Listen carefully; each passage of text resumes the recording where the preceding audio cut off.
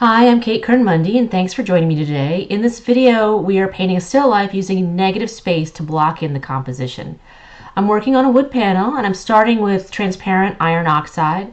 Instead of outlining or drawing in the objects directly, I am outlining where the objects are not. I'm creating a flat around the negative to show the negative space. It's a simple stack of books, a little pot of lavender on the top from my garden, spared by the squirrels. And so here I'm just working around those shapes. I thin the iron oxide with a little bit of odorless mineral spirits. I'm creating a really transparent layer here, and I can wipe it out as I need to remove a little bit of it.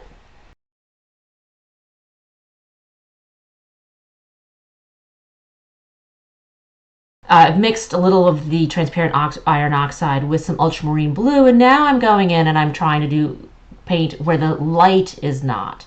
I'm putting in these shadows, again thinking about negative space, and I'm using a really thin paint. I'm scumbling it in and thinking about, not thinking about the objects themselves or the colors of the objects, but thinking about where the shadows are.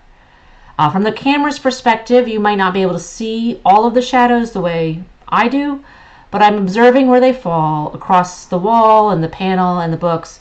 And using a thin layer and a hog's bristle brush, I'm scumbling the paint onto the panel and building up the shadow to show and develop the form.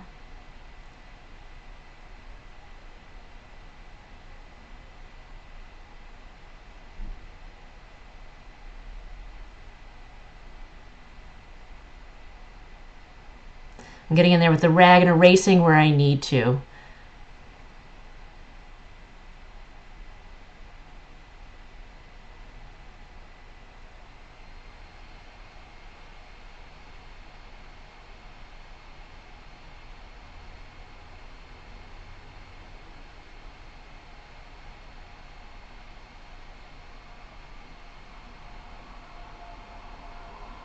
And so now I think we're just about ready to start working with a full palette of color.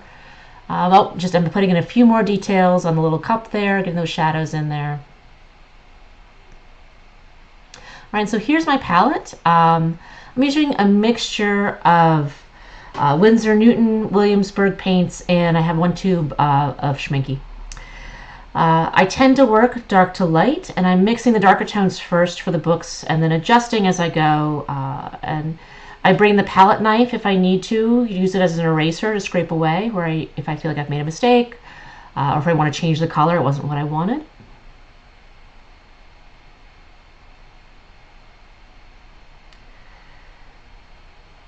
This painting took about 3 hours in real life, but I've condensed it down to about 12 minutes for you guys. Which again, if this is useful to you, please, save it, share it, subscribe. Leave me comments, questions. I'm always open to answer any questions.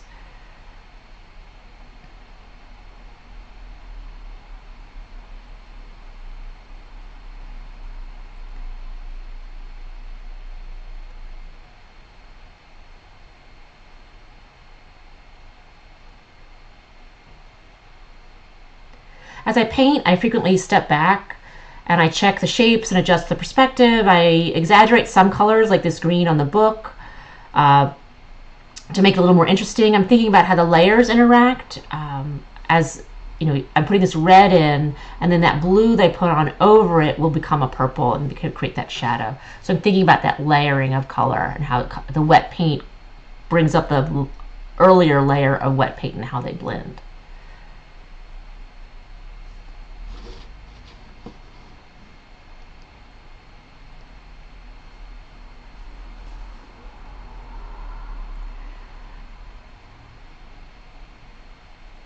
So I'm focusing on these big shapes first, and then I'm going to be moving to details. I'm using a mixture of filbert, bright, and flat brushes, a mixture of hog's bristle brushes, and then it's like a fake sable brush. I think it's called like Cerulean, for some of the more detailed work and some of those crisp edges.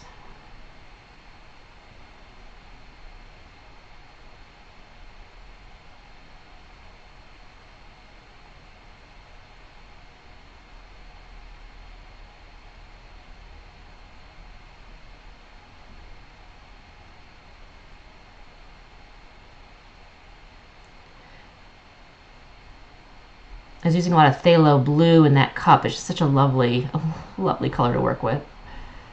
And that was a Winsor Newton Phthalo Blue.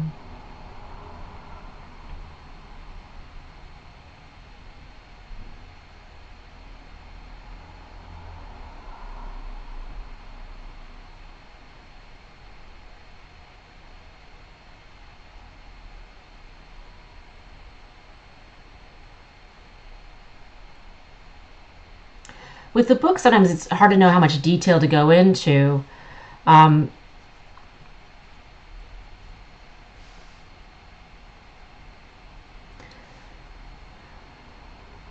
I don't want to put too much text. It can be tricky. I don't want people to be reading the painting, and I'm aiming for more of an impressionistic feel rather than a hyper-realistic one. So I'm sometimes hinting at the words on the spines of the book or on the covers.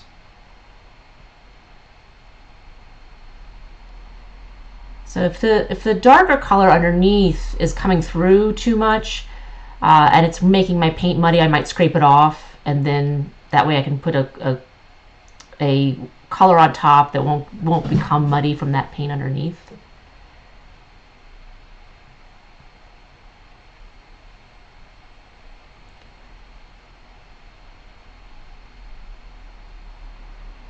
As I worked down the stack of books, I began to get a little frustrated. I realized my perspective was a little bit off and I was having a hard time with it.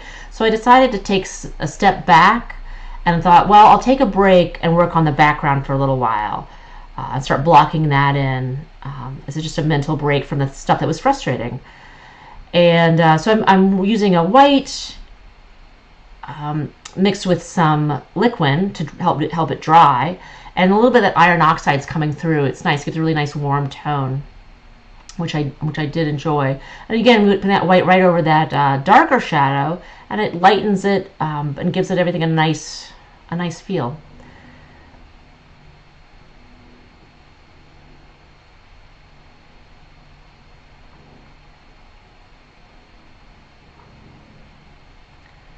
So again here, trying to refine, trying to figure out where my edges are. So I took a break for a while and came back to it later. I scraped out the books that were really becoming a problem for me. And I was having some perspective issues. I thought, I need to fix all of my perspective problems first and fix some of these edges around the little pot. So again, going in, trying to crisp up the edges, figure out where those lines are to help the books look like they're receding back into space and give you that three-dimensional feel. And then going in with the background again to help cut in areas where like the top of the pot had gotten a little bit too oval. And the edges of the books needed to be changed a little bit. So using that background color to do that. I lost some of that nice iron oxide coming through, but it's okay.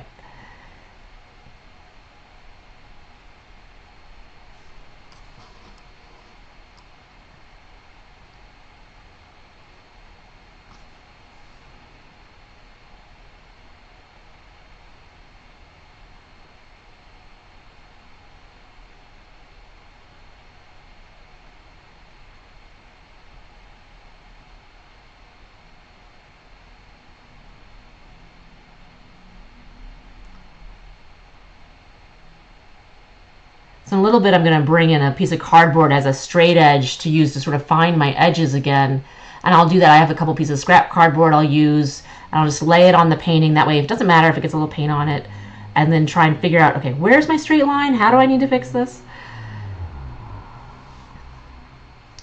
Books really fascinate me. I love reading. I think they're also interesting objects as far as their design, their cover colors, typography, textures. They're not just great to read, but also to paint. So again, I'm tweaking, trying to find those edges and fix those shadows.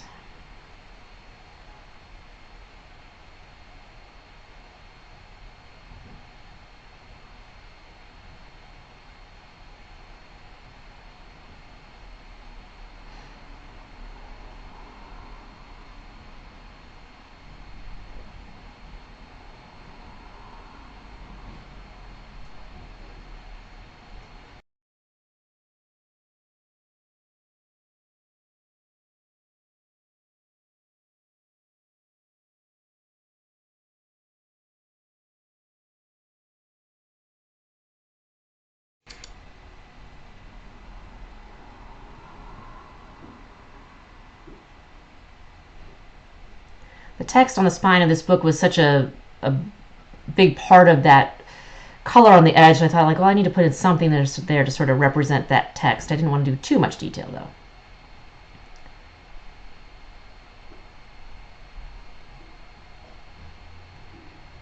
And again, that sort of play back and forth, trying to find where are the edges, where are the lines, what is the color.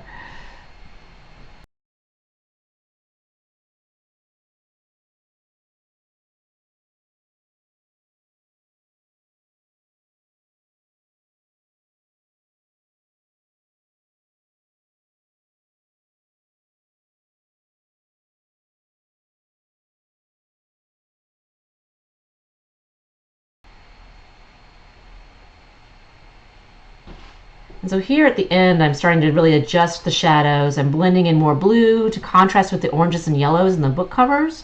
I will make it help it, it's a complementary color, and it will help it pop a little bit. So here we started with some negative space, really addressing the painting from that point of view. And we've built up a whole painting in about 3 hours, just starting with that silhouette and then working into bringing in the color. So again, here's the finished painting, and if you enjoyed this, please subscribe, like, share, save. Thank you very much.